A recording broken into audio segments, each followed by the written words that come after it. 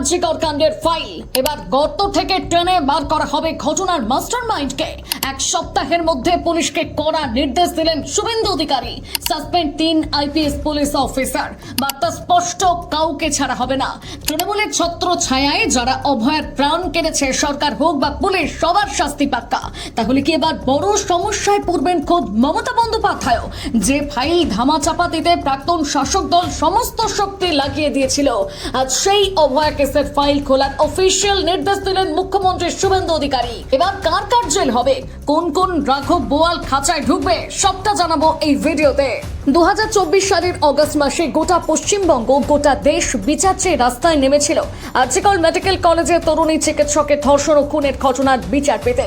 কিন্তু সেই সময় শাসক দল বিচার নয় বরং প্রমাণ লোপাটে ব্যস্ত হয়ে উঠেছিলেন। এরপর সময় গড়িয়েছে, কিন্তু মানুষের মনে সেই ক্ষোভ একটুও কমেনি।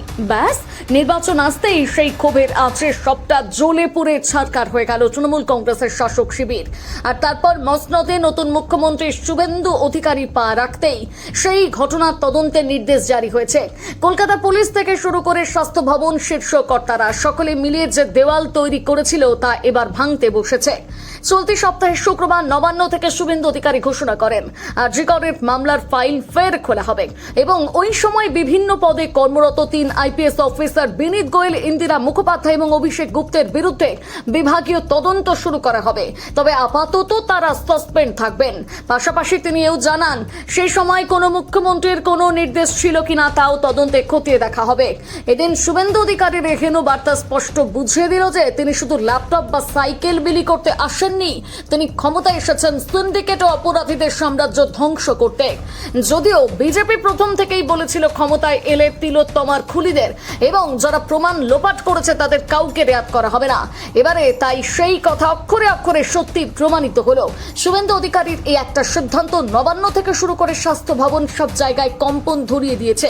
যারা ভাবছিল ফাইল ধামাচাপা পড়ে গেছে, সিবিআই তদন্তের নামে সময় কেটে যাবে, তাদের এখন রাতের ঘুম উড়ে গেছে। আসলে এই লড়াই শুধু একটা কেসের নয়, এই লড়াই বাংলার মা বোনেদের সম্মানের লড়াই। তবে শুভেন্দু অধিকারীর এই ঐতিহাসিক সিদ্ধান্তের পর কোন কোন বড় নেতার নাম এবার সামনে আসে আর কার কার জেল হয়, সেটাই এখন দেখার।